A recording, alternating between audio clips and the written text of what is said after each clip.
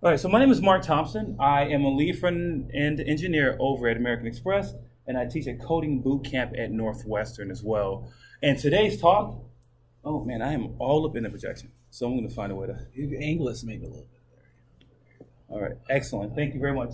Today's talk is called "This is Ridiculous." So what I noticed that is happening now is that a new JavaScript framework is getting its wings every 10 minutes. And based on that, we start to base our knowledge of JavaScript really on the framework. As we were talking today, Joe and I were saying is how you could know Angular but not really know JavaScript. Because what you start to get into is being able to create a controller, create a directive, create a service, and that lets you do very powerful things. And you don't really need to know a lot of detail. You get a lot of work done. And again, that applies to React, that applies to Vue, that applies to Aurelia, it applies to all the frameworks really, where you start to, even with libraries like jQuery, the same problem is still there. You don't really know JavaScript, but you know how to do jQuery. In my humble attempt to try to help the world get back to the foundations, I want to talk about one of the most confusing parts about JavaScript. This isn't a bad part. It is just a confusing part because we don't really understand how it works. And I actually like to call it ridiculous because if you come from any other language, especially a classical language like Java, C++, something like that, this makes no sense when you're talking in JavaScript. Okay, let's jump around. My first example. Starting at line 9, I'm creating a function. Inside my function, I'm going to output the value of this, just to show where we are. Then on line 11, you see what I'm doing? I'm adding a property using a dot operator, setting a string of my prop equal to hello, and then I'm actually declaring a function called bar, taking the this operator again, adding another property. I'm going to execute bar inside the function called when I execute foo. Then if we jump down to line 19, I'm going to execute foo. Right after that, just to see what's happening, we're going to output the my property that I added and my other prop. Now look, the hand is quicker than the eye. My other prop came inside my function bar. If we come from, again, a Java side, this is talking about the object. Because you have a class, you're talking about an object. In JavaScript, something a little bit different is happening. Okay, Control V, show me my, oh wait, there we go. So let me copy this path.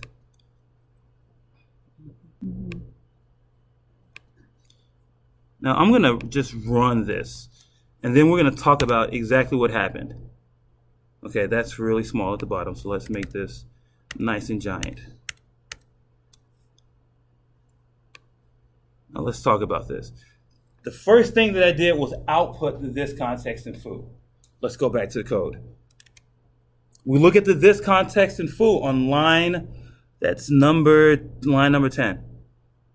If we look at what we just saw though, it said it was window. Why is it not foo? Why isn't the this context foo right there? Then let's go back. If we look at the next console.log on line 21, we check that same thing called myProp. Let's bring it back.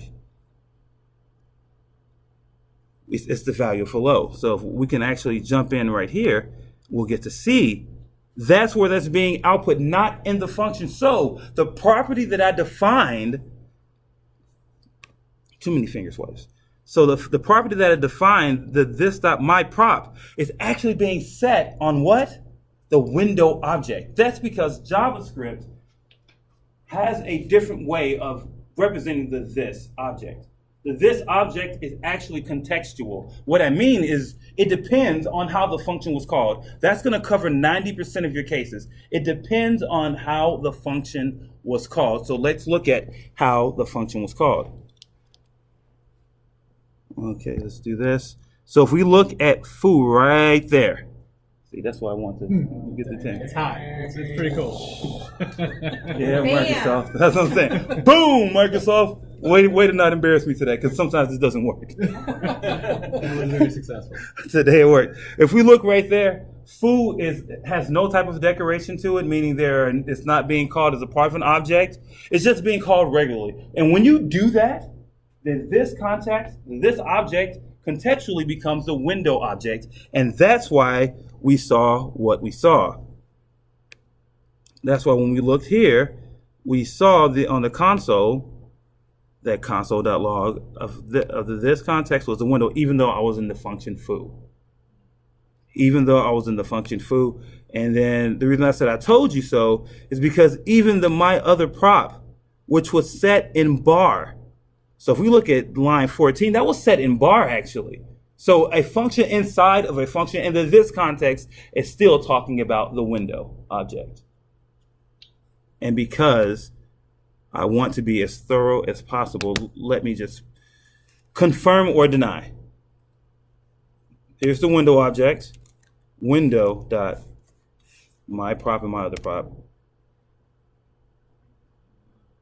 contextual this object. So that's one way to figure it out. Well, you say, well, Mark, I mean, I don't always call my objects like that. Well, let's talk about it a different way. Let's do this a different way. Here's what I find to be the most fascinating and what we'll find to be the most common case when we're trying to discover what the this context, what the this object actually is. What I like to do, so if we do console.log, I do not like to live code because something always goes wrong. I'm going to say console.log this.a. Whatever that this context is, I want the A property of that this context. So let's just add to our foo object a property called A. Let's add that. And from adding that, let's say Northwest Chicago JavaScript. So far, so good. All I've done is add a new property. I'm just have a function called bar. Then on line 15, I'm actually calling bar, but I'm calling it as a part of an object, foo. Let's see what the outcome of this behavior is.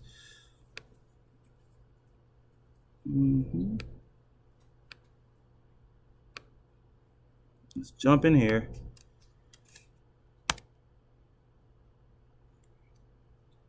All right. Now, how do I know what the this context is? You can take the first example and the second example and actually put them together in one rule that's going to be almost universal. Here's what that rule is. When you're looking at a function and you want to know what the this context is, see, remember I told you about that sometimes? That's my arrogance has become my downfall. That's what I get. But look to the left. Look to the left of the function call. Look at the left. Look at the left. I want to keep saying this because this should be a habit that we have when we want to determine what the this context is. Look to the left of the function call. In this case, we see our dot operator and we see an object. So then, because of that, the this context becomes what? Or more generically, what is it? Whatever it is to the left. I don't ask trick questions. I don't like to ask trick questions. It's whatever is to the left. If you look to the left and you see an object there, then you know that object becomes your this context. If you look to the left and you see nothing there, it's probably going to be the window. But you may say, well, Mark, I know about JavaScript, and I know that there is something else where there's nothing to the left. We're going to get there, but first, before we, find that answer, first, let's just decide that if we look to the left, we decide what our this context is. Oh, yeah. No, so that's my doubting student voice. Whenever I'm teaching and I feel like my students are doubting me, I use that voice like, well, Mark, you just said this, but it was wrong. And so, because I teach a night class, I do all that I can to be engaging and entertaining because it's so late at night and we're talking about some challenging stuff. Because think about learning about the this context when you knew nothing about coding 10 weeks ago. It's a lot to take on, especially at 8:30. Here's an interesting example. So I just made this big giant fuss about look to the left. But there, of course, if you have a rule, someone always has to come up with an exception, and JavaScript is no different. If we look at lines, so all the other lines are not as important. So we just see line 9 is foo, but then we look on line 13, and I'm using something called bind. The thing with bind, so if you look at line 13, you see foo.bind. I'm setting it equal to a function. I'm sorry, setting it to a variable. The function is going to be set to a variable, and then I call that function on line 14. Because I use the bind keyword, the this context is bound forever. Think of being shackled, locked up with no key to whatever I've passed in as a parameter to bind. Meaning, bind allows you to create a function that forever has a this context that you specify.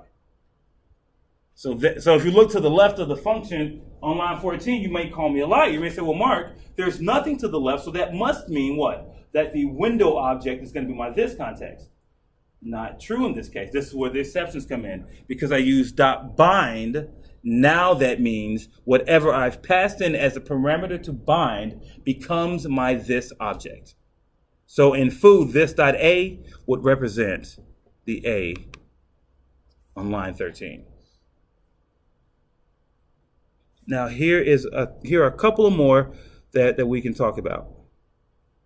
So what line 18 is doing, what I was trying to show is that, hey, what if I call something from the left and then it has a property which is a function? But remember what I said about being bound? How long did I say that happened? What was the word that I used specifically? Forever. So even though I have something to the left with object.myfn, because that points to fn, which was bound forever, that actually has higher precedence as the this context. So the this context still stays the same as it is on line 13. Call and apply are similar to bind, except for you don't have this lifelong commitment with call and apply. Call and apply allow you to just take a function, and then call is interesting because you say, well, the first parameter to the call is your this context. So then I take my this context as the first parameter. And then after that first parameter, those are just the parameters I want to pass on to my function. Apply, very similar to call, except for you pass your parameters as a single array. You're going to pass it a function. So if we were going to call the foo function, and I wanted it to have A, B, and C as the parameters, if we look at line 21, those are passed in individually as 1, 2, and 3, but the this represents the object I have highlighted. And if we look at line 22, we get a very similar experience. We get A of 5, which means this.a is going to be 5, but the parameters are going to be separated and passed in as A, B, and C, even though they're sent as an array to apply. That's just a different syntax. And why do you need this variation? It allows you to do some really cool things. Maybe you've collected all your parameters as an array, and you don't want to, and this is before you had destructuring and all kind of new ES6 things that would make this easier. But now you may say, well, I have all my parameters as an array. I just want to toss them into my function call using apply and have them be separated by JavaScript. Any questions before I move on to the next example? All right. Excellent. Yeah, go for it. So this before A is what? On which line are you saying? Uh, On line 10. So the value of this at line 10, you don't know. Even though your code's being executed, well, at least it's being interpreted from top down, you really don't know until it's called or until someone has done something like a bind, call, or apply. But call and apply are actually function invocations, right? You're actually executing a function with those two. Bind is really the tricky one because as you saw what I did, I actually tried to be a little clever here where I'm actually not calling foo on line 13. I'm creating a new function where this context has been bound to whatever my parameter was to the bind function. So it's so that's one of the caveats you have to be careful of. So to kind of follow up on our line, if we had on line 12, if we called foo with no arguments, what would the console log? It'd be window.a, right? Whatever a was in the window. And it'd be undefined probably. But be very careful about this. I found this out trying to teach to my students that I use the example of this.name. And I was like, why does it have a value? Because the window object has a name property. So don't use, if you're trying to show this to somebody, do not use name as a property. that will make you look really uneducated. You just say, really? You're trying to show me something you don't even know what you're doing. You don't know. How you gonna tell me when you don't know? All right, we got two more, and then this lightning talk is really light. I'm trying to keep it very, very lightning. When you have a constructor function, remember constructors do what? They create an object and give it back to you. What is the this context for a constructor function? What is that one going to be? So I'd argue that you can use the look to the left rule here as well, because what's to the left of the function call on line 14? New. And I use it as a hint, right? Because I say, oh, new, so it's probably going to be a new object, and that's really what happens. So I use it as a hint to remember. So I looked to the left of the function call, and it told me what this context was going to be. It's going to be something new. It's going to be a new, fresh object nobody's used before. There are no properties on it, just an empty. It's almost like there's an empty object literal being passed into there. So this is the easiest one, because if you're ever in doubt and you see a constructor function, you just look to the left, it says new, that's really your answer. And that just tells you right there, new. It's going to be a new thing. A new thing. Now, the future. So I call this last example the future because browsers, so we're losing support for IE10 and even IE11, right? Microsoft officially said, don't use IE10. We don't even support it. They really only support Edge now. So what does that mean for us as developers and engineers is that we can now use newer technology because we can tell our clients, hey, you're using an outdated browser that puts you at risk. The company who created it does not support it anymore. That is a very good argument that you can say to a client. So if you're having a hard time getting them off of IE9, just say the company doesn't even support it anymore, you're at risk, you're not getting security updates, blah, blah, blah. Okay. Move on. Right. Enough. So I'm doing something kind of funny here. So line 13 syntax may look unfamiliar if we are not, bless you, if you're not used to the new fat arrow functions or rocket functions in ES6. So with They call them rocket functions? Is that an official term? that's what somebody called it. I saw it on the internet, a rocket function. Must be true. That's cool. Yeah, it must be true. It's on the internet. A rocket function, fat arrow. I just don't like to call it fat. I mean, It's not its fault? No. I just don't want to shame anybody. Like, what's the point of that? Yeah, it's called the arrow function. So rocket is much cooler. So if we look at this and then we see our first parentheses, that's where our parameters would go.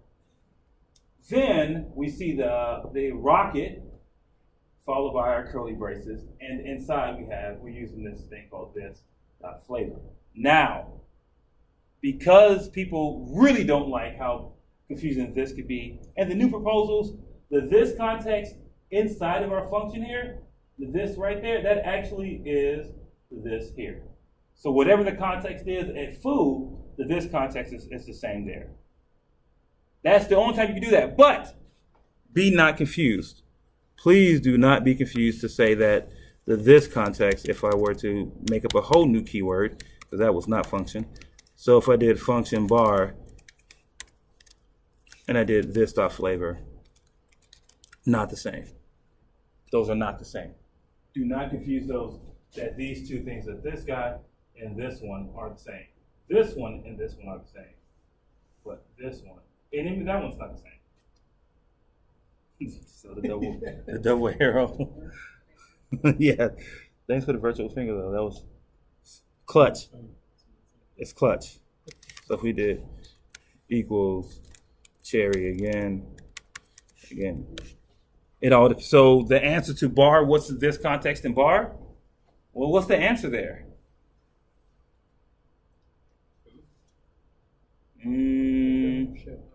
Yeah. You don't know until you see where it's called. That's the thing. You don't know. You can guess, but you really just don't know. Context. Yeah, you don't know what the context of what it's being called is. So if I call it if I do bar right here, that's window. If I do bar.call and I pass in this, and I don't have to pass in anything else. If I do that, it's still ambiguous because now you need to know what is this context of foo. And if you look at the bottom on line 20, in that case, it's actually going to be my empty object literal, if you look right there. empty object literal. All right, that's it. Any questions? That's why we can't have these things. let's see. Come on. Yes. Hey, Right here. This is. back up and start over. Yeah, right. That is it. I'm just gonna make the most out of this. I'm just gonna draw a giant arrow. I'm just gonna say, because it finally works, and I highlight it. All right. Well, thank you all so much. I really appreciate your time. And I need to show you my last slide. I worked really hard on this deck, so I want everybody to see it. Hold on. Go. Nope. Oh, I guess it doesn't want to be seen because it disappeared. Okay. Wait. And then let's be friends. This is how you can find it. And I put the lightning bolt there because I really wanted to remain lightning the whole time. The whole time. Just all lightning. Okay. Thank you. All right. Thanks, everyone. Sweet.